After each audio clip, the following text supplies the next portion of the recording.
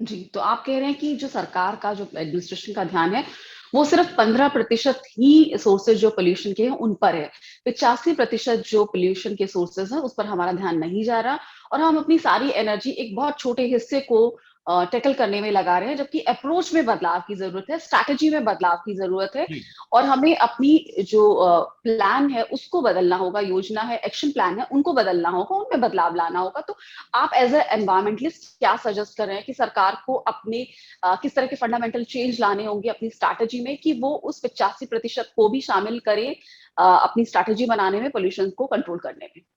देखिए, मेरा पहला सजेशन ये रहेगा कि जो बायोमास का इश्यू है, चाहे वो कंडे को जलाना, लकड़ी को जलाना या पराली को जलाना, चाहे वो अपने घर के अंदर जलाएं या हम बाहर खेतों में आज पराली जलाते हैं, या घर के अंदर खाना बनाने के लिए बायोमास का यूटिलाइज करते हैं, जिसके कारण बीमारियां भी बहुत होती हैं इंडोर एयर पोल्यूशन के कारण।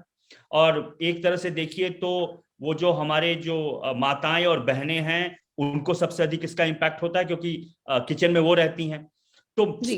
पहला प्रायोरिटी ये होना चाहिए कि किस तरह से हम बायोमास को एलिमिनेट करें।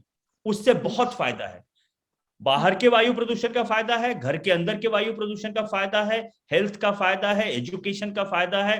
तो हमारा जो मेजर प्रायोरिटी होना चाहिए कि किस तरह से हम बायोमास को कम करें।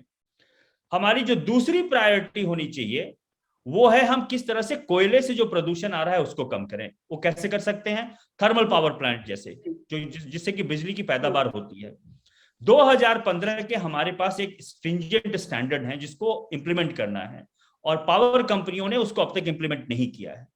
तो हम किस तरह से थर्मल पावर प्लांट के स्टैंडर्ड को इंप्लीमेंट करें और धीरे धीरे कोयले से हम रिन्यूएबल एनर्जी की तरफ जाएं, जिसमें समय लगेगा। मैं ये नहीं बोल रहा हूं वो कल होगा, लेकिन पहला प्रायोरिटी ये हो जाना चाहिए कि किस तरह से हम जो फैक्ट्रियां हैं या थर्मल पावर प्लांट हैं जहां की सबसे अधिक कोयले का इस्तेमाल होता है, हम किस तरह से उनको स्ट्रिंजेंट स्टैंडर्ड उस पर अप्लाई करें।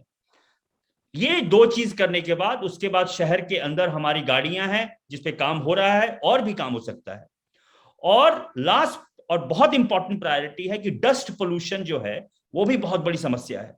हमारे देश में डेजर्टिफिकेशन और लैंड डिग्रेडेशन एक बहुत मेजर प्रॉब्लम है, जिसके कारण की बहुत ज्यादा धूल आता है जमीनों से। तो हमें अब इकोलॉजिकल रिस्टोरेशन पे भी काम करने की जरूरत है। तो जब तक ये 4-5 मुद्दों पे हम काम नहीं करेंगे, तब तक प्रदूषण जो जिसको आज के दिन में हमारे स्टैंडर्ड से 3 गुना ज्यादा है। मैं डब्ल्यूएचओ के स्टैंडर्ड को तो मानक की तो मैं बात कर ही नहीं रहा हूं, हमारे अपनी जो लचीले स्टैंडर्ड है हमारे देश के, उससे भी 3 गुना वायु प्रदूषण सालाना रहता है हमारे दिल्ली में और पूरे इंडो गैंजेटिक प्लेन में। तो अगर हमें इस 3 गुना प्रदूषण को कम करके स्टैंडर्ड मीट करना है, तो ये जो टफ टास्क जिसको मैं कहता हूं, ये आसान चीज नहीं है।